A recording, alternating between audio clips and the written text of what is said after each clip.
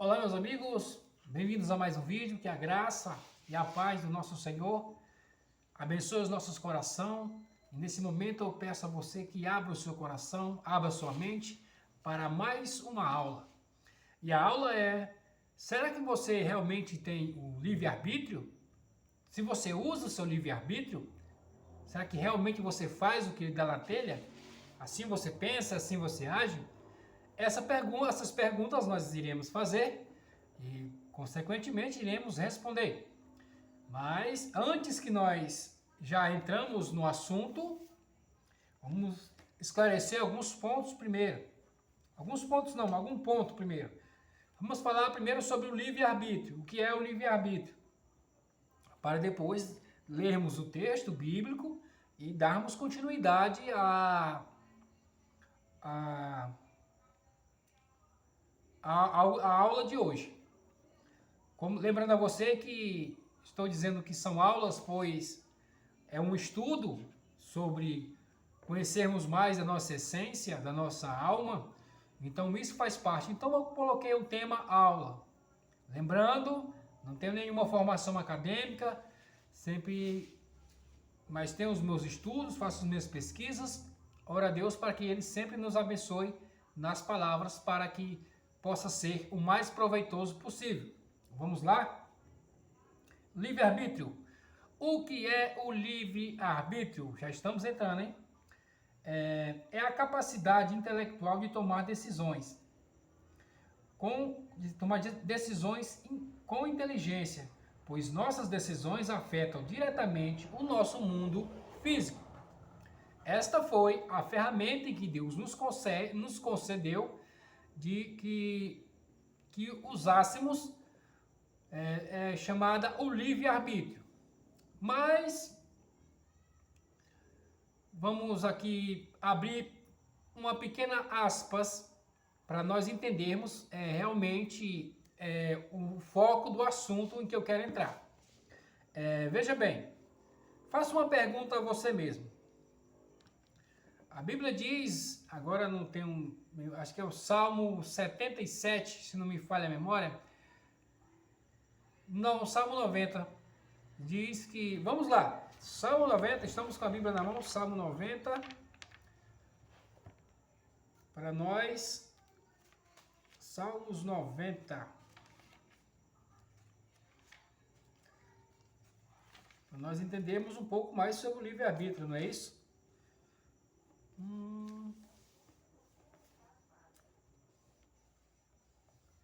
Deixa eu procurar aqui. Isso. Salmo 90, o Salmo 90, o versículo de número 4, diz assim: porque 1000 anos aos teus olhos é como o dia de ontem que passou, como a vigília da noite. Ou seja, passou muito rápido para Deus. 1000 anos. Tá. Agora a pergunta é: Deus sendo onisciente, sabendo tudo o que vai acontecer, como ele sabia desde a criação, desde a queda de Adão, de tudo, sabia de tudo o que ia acontecer. Há algumas pessoas que pensam que há uma predestinação. Os calvinistas acreditam que as pessoas são predestinadas à salvação e outras são predestinadas à perdição. Isso é o entendimento dos calvinistas. Aqueles que creem no arrependimento, que não é necessariamente predestinado alguém salvar ou se perder. E é isso que nós vamos tentar trazer aqui para você. É necessário que antes que eu comece a entrar no tema original, nós esclareça esses pontos para que ele fique claro. Mesmo que eu não consiga nesse vídeo entrar no ponto em que eu quero, mas pelo menos vai ficar claro essa parte do livre-arbítrio. Isso é o que é importante. Esse é o meu propósito. Não deixar lacuna, tentar o máximo possível, segundo as minhas faculdades intelectuais, não deixar lacunas para que você não fique a ver navios. Tá, predestinação. Alguns acreditam que há predestinação. Que alguns foram predestinados à perdição, outros foram predestinados à salvação. Nós vamos ver isso agora. Os Salmos que acabamos de ler, ele nos diz que 1000 anos para Deus são como um dia, como uma vigília da noite que passou, algumas horas. Uma vigília da noite acho que durava, acho que, se não me falha a memória, 4 horas ou 3 horas, não tenho bem a certeza. Seriam, acho que 3 ou 4 vigílias, algo assim. Uma noite tem. E conhecendo e sabendo nós da onisciência de Deus, fica aquela pergunta: eu tenho um livre-arbítrio ou não? Se Deus sabe o que eu irei falar ou vou fazer daqui a alguns segundos antes de mim, como eu posso ter o livre-arbítrio? Você já se fez essa pergunta? Pense aí um pouco, como eu terei livre-arbítrio se Deus sabe todos os meus passos? Então está tudo programado como um Matrix? O que é que você acha dessa pergunta? Vai ficar no vácuo. Como nós não estamos numa live, para que vocês me respondam, mas eu deixo essa pergunta no ar. Temos livre-arbítrio ou não temos? Se Deus sabe o que vai acontecer daqui a alguns segundos, como fica isso o livre-arbítrio? Aonde se encaixa o livre-arbítrio de Deus? O nosso livre-arbítrio que Deus nos deu. Se enfatizamos que tem um livre-arbítrio, aonde ele se encaixa nesse contexto? Se Deus é onisciente e sabe tudo o que vai acontecer. É verdade que ele sabe aqueles que irão se salvar e sabe também aqueles que não vão se salvar. Mas ele não predestinou isso. É isso que eu quero fazer com que você entenda. Ele sabe sim. E essas pessoas que vão se salvar, elas podem aos 45 minutos do segundo tempo, marcar o gol e se salvar? Podem. Como também podem as pessoas que ele sabe que vai se salvar aos 45 do segundo tempo, cometer uma falta na área perigosa, tomar um cartão vermelho e ser expulso. Mas parece que eu compliquei mais ainda. Não é verdade? Mas nós vamos entender, você vai entender o que eu quero dizer. Eu quero lhe esclarecer sobre o livre-arbítrio. Mesmo que não seja o tema original que eu trouxe, mas nem que seja uma pincelada eu vou dar para darmos continuidade no vídeo que vai, na aula que vai se seguir posteriormente. Tá, vamos lá. Vamos aos pontos. Veja bem, na criação do universo, do mundo, Deus, ele cria o tempo naquele momento. É criado o tempo. E é regido pelo Sol, que governa o dia, e a Lua, que governa a noite. E por eles temos baseados neles temos a noção de estações, dias, meses e anos. Então ele cria o tempo ali naquele exato momento. Por ele ser o criador do tempo, então ele não está preso ao tempo, pois ele é antes do tempo. Então ele não é dado à lei do tempo. Isso quer dizer que o tempo para Deus não existe. Salmos que nós acabamos de ler é uma comprovação de que o tempo para Deus não existe, pois ele não está no tempo, porque ele criou o tempo, ele é antes do tempo. Então, Deus não está no tempo. E aquilo que para nós, seres mortais, temos a alma dada por Deus, algo divino, sim, mas somos mortais. Deus nos livre, não somos deuses, nem muito menos semideuses. Temos apenas uma fagulha de Deus, que é a nossa alma, revestida num corpo material. É isso que temos. Somos finitos. Uma vez nós sendo finitos, nós somos, eu vou dizer aqui, não sei se vai soar bem essa palavra, mas vamos que dizer assim, somos subjugados pelo tempo. Fomos gerados, nascemos, crescemos, envelhecemos e morremos. Isso é a ordem natural da vida, ou seja, nós somos presos ao tempo. Então, para nós, existe o passado, o presente e o futuro. Como Deus ele é antes do tempo e não é preso ao tempo, veja bem, agora eu quero trazer para que o seu entendimento. Então, para Deus, passado, presente e futuro acontece simultaneamente agora neste exato momento. Por isso, alguns dizem da unicidade, acho que é esse nome, eu sou ruim para falar esses nomes difíceis, da unicidade de Deus em saber o que vai acontecer daqui a alguns segundos antes mesmo de eu pensar ou falar, ou até daqui a alguns anos. É pela a unicidade, por ele não ser preso ao tempo, então ele não tem essa desvantagem, vamos dizer assim, me perdoe, mas vou usar uma linguagem humana, essa desvantagem de passado, presente e futuro. Deus não tem. Isso acontece para Deus simultaneamente, exatamente agora. É aí que está o livre-arbítrio. É exatamente aí que está o livre-arbítrio. Por quê? Vou tentar ser mais claro.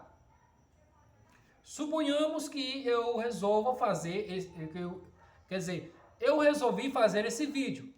Ok, estou fazendo. Mas na hora H, na hora de apertar o play, então, eu resolvi fazer o vídeo. Então Deus já sabe quais pessoas vão ver, quais pessoas vão gostar, quais não vão, quais vão compartilhar, quais não vão, quais vão murmurar e quais não vão. Ele vai ver tudo isso. Então eu planejei, como eu planejei, Deus já viu isso. No momento em que eu vou apertar o play, alguns milímetros antes do meu dedo triscar no botão do play, eu resolvo, não, quero mais não. Então Deus também sabe que quando eu for gravar, tudo que vai acontecer de novo, pode não ser as mesmas pessoas. Se eu demorasse uma fração de segundo para ligar o play, quando eu resolvesse fazer esse vídeo, talvez as mesmas pessoas não viriam esse vídeo. Eu não sei, Deus sabe. Aí está o livre-arbítrio. O livre-arbítrio está na sua decisão. Deus sabe o que vai acontecer a partir da sua decisão. É por isso que eu digo que, olhando por esta ótica, as pessoas que Deus sabe que não irão se salvar, quando ele tomou uma decisão de conversão de verdade, Deus sabe o que vai acontecer. Ele pode se salvar sim. Assim como aquele que diz que é salvo, aos 45 do segundo tempo também ele pode perder sua salvação, por causa do livre-arbítrio. É o livre-arbítrio que rege a nossa história. E como eu disse aqui, ele é a capacidade intelectual de tomar decisões com inteligência, pois as nossas decisões afetam diretamente o nosso mundo físico. É o nosso livre-arbítrio. Então aí está a onisciência de Deus. É porque ele não é preso ao tempo. Independentemente da decisão que você tomar agora, ele sabe o que vai acontecer. A partir do momento que você tomou aquela decisão e praticou-a, e falou, ou pensou, ele sabe o que vai acontecer. Se na hora H você fazer algo diferente daquilo que você imaginou, a partir daquele momento, ele também sabe o que vai acontecer. Por causa disso, porque ele não é dado ao tempo. Eu não sei se eu estou conseguindo ser claro, espero que sim. Mas se eu não conseguir ser claro nessas palavras, deixa aí no comentário, que nós iremos ler e tentaremos trazer uma resposta para que você entenda. Pois o importante é que entendamos aquilo que nós falamos. Não basta, não adianta ter muitas informações, se você não entende menos de um terço daquilo que está sendo transmitido a você. Mas, vamos lá. Agora vamos ao texto. Como diz os grandes ministros e pregadores, isso foi apenas uma rápida introdução. Mas vamos lá. O texto em que eu quero ler com vocês, desculpa, ele está na carta de Paulo aos Romanos, capítulo de número 7 e o versículo de número 19. Diz assim: porque não faço o bem que quero, mas o mal que não quero, esse faço. Paulo está falando aqui sobre um livre-arbítrio. Ele disse que ele não fazia o bem que ele queria, que ele tinha conhecimento. Não, isso é bem. Mas na hora de fazer, ele não fazia. Ele fazia o mal que ele não queria. Quer dizer, ele tinha noção do que era certo e do que era errado. Mas o que é que Paulo nos traz aqui? Paulo nos traz aqui algo muito importante que acontece conosco. Tá? Como eu disse a princípio, se você tem livre-arbítrio ou não, aqui que entra o trabalho bem orquestrado, bem elaborado do mundo e a sua influência sobre nós. Ele trabalhou bem, ele soube trabalhar, porque ele trabalhou desde a nossa tenra infância. O sistema mundano proporcionou muitas coisas e situações para que nos dessemos uma falsa impressão de livre-arbítrio, quando, na verdade, estamos sendo influenciados por alguns fatos, alguns fenômenos e algumas tragédias que estão no nosso subconsciente. Foi isso que Freud disse, que o subconsciente do homem é o pior que existe nele. Foi o que eu disse também em algum vídeo, que o Freud, ao cavar até o subconsciente humano, ele encontrou lixo. Mas eu lhe disse que as Escrituras Sagradas e Deus nos convida a cavar mais... Oh, moto abençoada! Nos convida a cavar mais fundo e ir até a essência de nossa alma, para ali sim encontrarmos o nosso verdadeiro eu, que é aquela ligação com Deus, aquela ligação do princípio, o primeiro amor, verdadeiramente o primeiro amor, que surgiu no Éden. Vamos lá. O que proporciona essa situação toda que eu falei? Escreve aqui, ó, traumas, abusos, prazer, traumas, abusos, prazer é o que nos prende e nos dá uma falsa sensação de livre-arbítrio. São nossos traumas, são o prazer e também os abusos em que Deus nos livre, alguém sofreu. Ele é que dá a sensação de falso livre-arbítrio, pois 90% daquilo que falamos, daquilo que agimos, é totalmente influenciado por essas questões e muitas outras.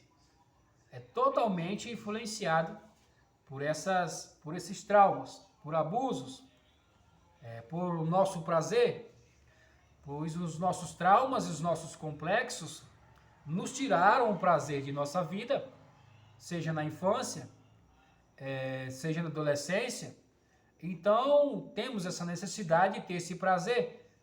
Então, nos tornamos reféns dessa ferramenta do instinto animal, do instinto mundano, da alma animal, da alma mundana, como você queira queira falar, instinto, alma, tanto faz, não importa aqui nesse momento o nome, mas a situação em si. São essas coisas que nos influenciam 90% do nosso dia. São isso que nós vemos. Pois é como eu disse, foi muito bem orquestrado, desde a nossa tenra infância. Começaram por desenhos, você pode até pensar que é a teoria da conspiração, mas pare e pense e veja que tudo foi como se fosse massageando para quando de fato acontecesse, parecesse normal. Simplesmente, como a criança gosta muito, hoje tem muito poucos, né? Mas na minha época tinha bastante desenhos animados e as crianças adoravam desenhos animados, não tinham internet, né? Adoravam desenhos animados. Foi começado a incutir essas... É o meu gato correndo atrás de uma barata.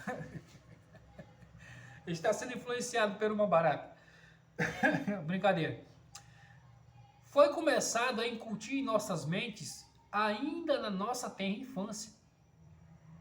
Você pode até pensar que isso é bobeira, que isso é exagero, é extremismo, mas na verdade não é.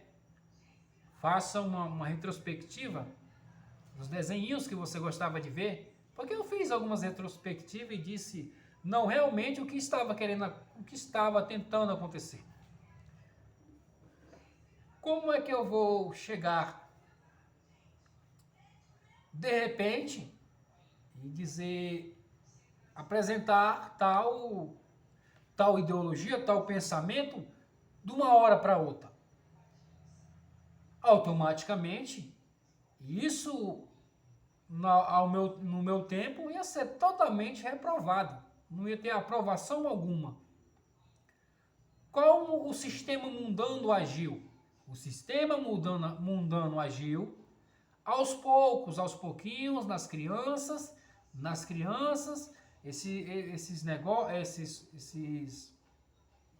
nos desenhos, aos poucos. Desenhos animais. Um animal de uma espécie, por exemplo, uma girafa. O outro de outra espécie, um hipopótamo. Se apaixonam. Não tem nada a ver um com o outro. Se apaixonam. Tinha um também, que era um jovem, que matou um urso, aí incorporou num urso. É um desenho. Mas quando começa a entrar na mente da criança, e aquilo vai crescer no subconsciente, quando ele estiver adulto e aparecer vamos dizer assim, essas novidades, como na sua mente já está há muitos anos já implantada ali, para ele vai parecer simplesmente normal. Para ele vai parecer natural, quando não é natural. Nossas decisões eram para ser tomadas e pautadas segundo a vontade de Deus. Mas, ao longo de nossa vida, o que nós fazemos? Nós alimentamos mais o nosso corpo físico do que a nossa alma. E uma vez a nossa alma estando desnutrida espiritualmente, a tendência é que ela vá adoecer. Por isso, nunca se viu na história uma geração com tantos complexos, com tantos traumas, com tanta ansiedade e com tanta depressão. Nível não, como é que se fala? A taxa de homicídios super altíssima. Pois isso já foi implantado em nossa mente.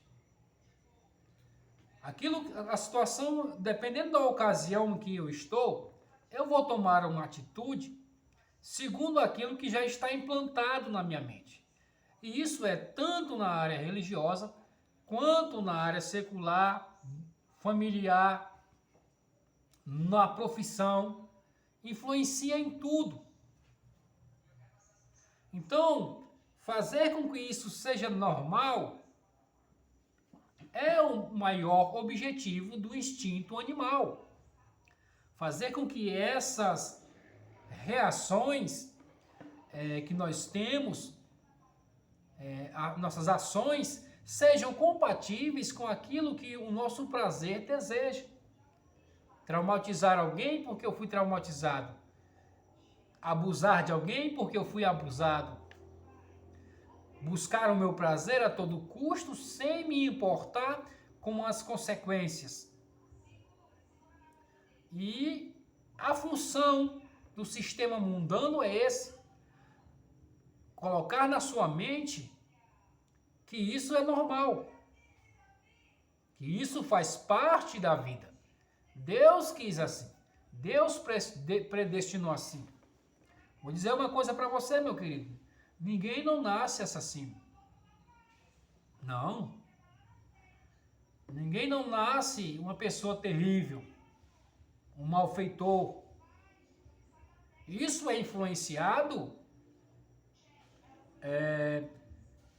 quem sabe, Deus nos livre, por agressões familiares que ele ouviu ou sofreu, por conviver em local, num ambiente, numa comunidade, em que isso seja natural, em que isso seja uma maneira de impor respeito, seja uma maneira de impor a sua moral, mas não quer dizer que ele seja aquilo.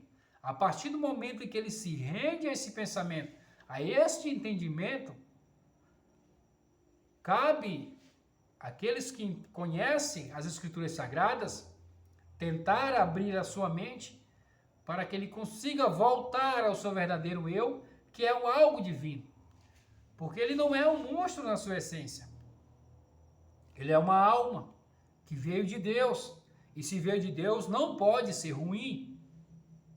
Se veio de Deus, não tem a possibilidade de ser ruim. Ele foi doutrinado, ele foi influenciado ao longo de sua vida a ser uma pessoa daquele jeito. Assim somos nós. Somos doutrinados, somos influenciados a sermos pessoas das quais nós nos tornamos. Simplesmente assim. E isso é que nos traz uma falsa sensação de livre-arbítrio. Aí eu faço o que me dá na telha, pois ninguém manda em mim. Mas se você for analisar, se você fala isso, se você for analisar o pé da letra, você está sendo influenciado ou por alguma situação, ou do pai, ou da mãe, ou de alguém que você admirava, ou de um influenciador digital, que hoje é o que não falta.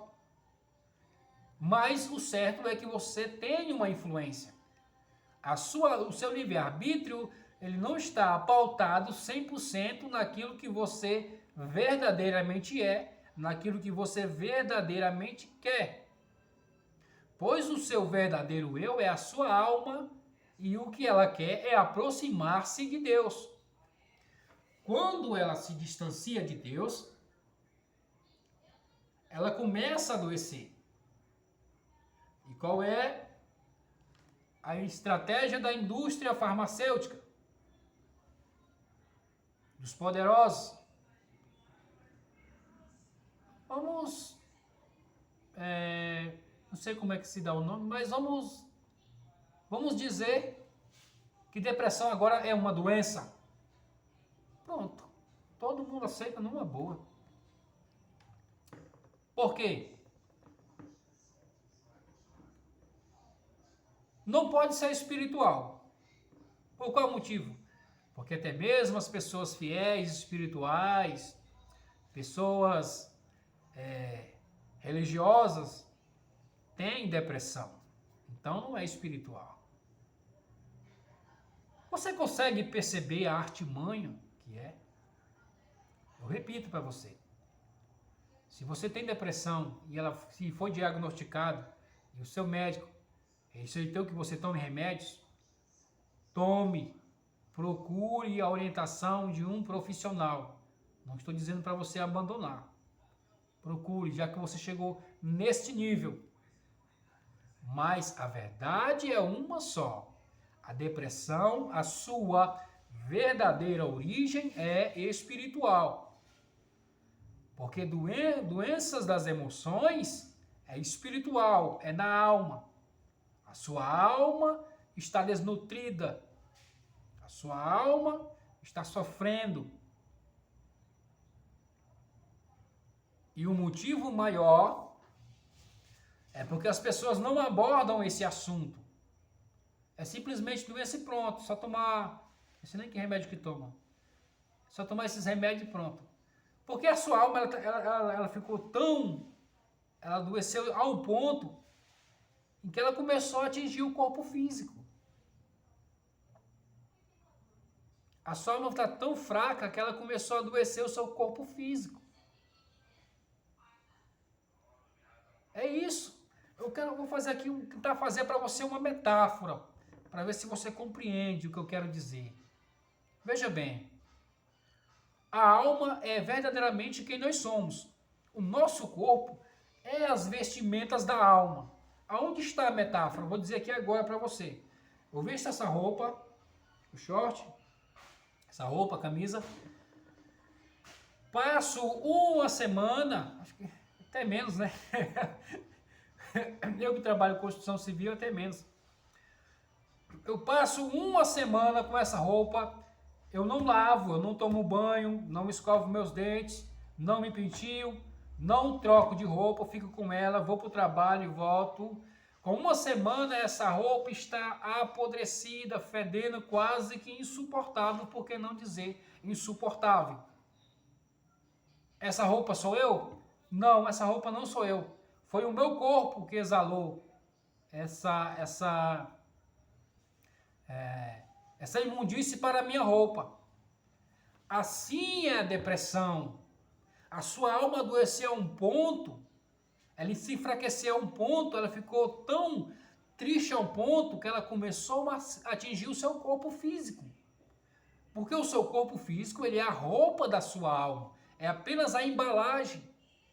Quando a alma adoece, a tendência é que o corpo físico também vai adoecer. Então, a origem é a alma. E somente Deus, o Todo-Poderoso, pode nos dar esta vitória, esta cura. Somente o Todo-Poderoso que pode nos ajudar nesse momento de angústia. Quando eu digo que isso são aulas para que nós possamos compreender mais sobre nós mesmos, pode até ser aquele que não goste,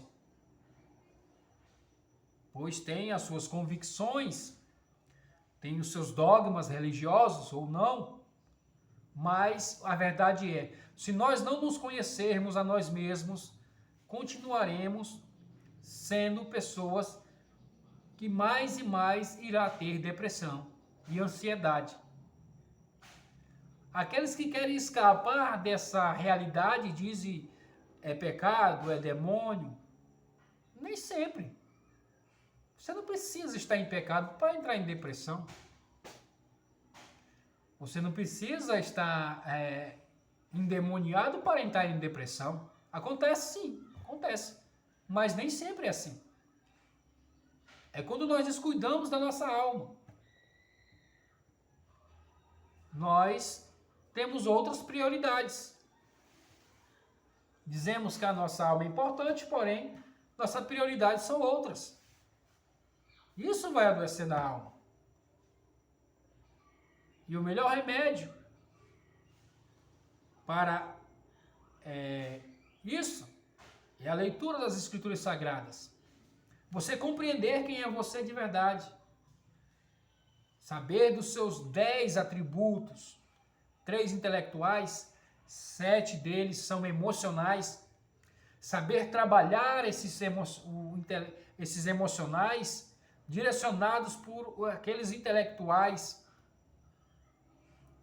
Saber distinguir quem está nesse exato momento tendo força maior e dando as cartas, se é a sua alma divina ou é a sua alma animal, ou instinto, tanto faz. Se é o seu instinto divino ou é o seu instinto animal. Isso você só tem a clareza de entender isso, de saber quem está dando as cartas, se é o seu instinto animal, sua alma animal ou sua alma divina, só quando você se conhece a si mesmo. Somente desta maneira. Ou se Deus usar de misericórdia e resolver dizer, não basta, vou curar, vou sarar. Caso contrário, temos uma responsabilidade. E é uma responsabilidade com nós mesmos, com a nossa sanidade mental, com a nossa sanidade emocional. E se nós abandonarmos isso, a tendência é a cada vez nos aprofundarmos mais em doenças psicológicas, em doenças emocionais. Você percebe que os remédios são para alguma deficiência física. Deficiência, quando eu falo, é no organismo, nos órgãos. Para isso são os remédios físicos. Remédio para tristeza? Pois a depressão é um excesso de tristeza. Remédio para ansiedade? O que é ansiedade? Tem a ver alguma coisa com o corpo físico? Não tem. Depressão também não tem nada a ver com o corpo físico. Foi a alma que adoeceu. E a doença da alma passou para o corpo. Ela chegou num grau tão elevado que está atingindo o corpo. O mesmo modo é a ansiedade. É um desespero para saber o que vai acontecer daqui a 2 minutos que começa a atingir o corpo físico. Esta é a situação da raça humana no momento. E o maior problema da raça humana no momento é não conhecer a si mesmo. Fazer aquilo que Cristo disse. Necessário vos é nascer de novo. E nascer de novo é isso. É saber se conhecer. E sabendo me conhecer, eu sei aquilo que está me influenciando ou não. Se estou sendo influenciado ou se estou tendo realmente a decisão do meu livre-arbítrio. Pois, a partir do momento em que eu tomo uma decisão, Deus ele vai respeitar a minha decisão. Totalmente, ele não vai. Por quê? Porque ele criou você para isso. Ou você acha que Deus lhe deu um cérebro para quê? Porque que ele não tinha... Você imagina, você pensa que Deus criou você e disse, olha, a cabeça do ser humano não tem nada dentro, vamos botar aí um cérebro. Só por isso? Por favor, irmão. Põe a mão na consciência. Se Deus lhe deu inteligência e intelecto para que você use. Se Deus lhe deu suas emoções é para que você as use com inteligência. Foi para isso que Deus nos criou. Deus nos criou, não nos criou porque não tinha mais nada para fazer, não foi isso. Ele nos criou por um único objetivo. Para que nós fôssemos o espelho dele aqui na terra. Para que nós seguíssemos os passos dele aqui na terra. E nós estamos indo num caminho totalmente oposto à vontade de Deus. E isso eu falo aqui aos que me veem, que irão ver, são aqueles que professam a fé em Yeshua, no Mashiach. Pois, dá um Google aí para saber quantos por cento das pessoas depressivas, onde elas estão. Só para você ter uma noção da porcentagem. Dos ensinos que estamos tomando, que estamos tendo. Alguns vai rejeitar, normal, tá bom. Quer rejeitar? Rejeite. Mas assim como a sua alma, assim como o seu corpo não pode fugir da realidade da sua alma, você também não pode fugir da realidade dessas palavras. Você aceitando ou não, é a realidade. É isso que está acontecendo. Estamos adoecendo nossa alma. Estamos deixando os nossos prazeres, os nossos traumas, tomar de conta e fortalecer a nossa alma animal. E a nossa alma divina está morrendo aos poucos. Ela chega a um ponto em que ela não quer mais viver nessa terra. E infelizmente, Deus nos livre, alguns tiram até as suas vidas. Mas queira Deus que eu possa ter lhe ajudado com essas palavras, para que você continue em nossas aulas, para que abra a sua mente, o seu coração, e entenda que não é somente ler as escrituras, saber elas decoradas, de cor e salteado. Não, as escrituras, meu querido, ela é muito mais profunda do que você imagina. Ela te leva à tua essência, que é a tua alma. E essa é a que está precisando de ajuda. É a tua alma. A tua alma está precisando de ajuda.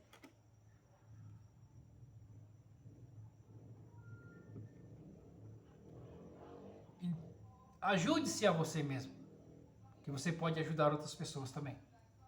Como diz a música do Voz da Verdade, mude o mundo mudando para primeiro você. Se você tenta entender Deus através de muitos estudos teológicos, escatológicos, apologéticos, você vai chegar só até um certo ponto, porque é impossível compreender Deus na sua essência. Ninguém consegue. Para entender um pouco os propósitos de Deus, é necessário que nós compreendamos uma particularidade que veio dele, que é a sua alma, que é você. Entenda a sua alma, entenda você mesmo, que aí você vai compreender verdadeiramente qual é o verdadeiro propósito de Deus. Então, sempre em nossas aulas nós fazemos aquela bênção arônica, pois em se tratando de paz, em se tratando de alma, precisamos muito de paz. Então vamos lá. Ivarechecha Adonai Veishmerecha Yair Elohim Panai Elecha Vihu Necha Isa Adonai Panai Elecha Vayasem Lecha Shalom. Que o Senhor te abençoe e te guarde. Que o Senhor te mostrará o seu rosto e te ensinará. O Senhor levantará o seu rosto para você e lhe dará paz. Números, capítulo 4, versículos 24, 25 e 26. Espero você no próximo vídeo, espero que tenha gostado, espero ter lhe ajudado. E você já sabe, fique bem, fique em paz e fique com Deus.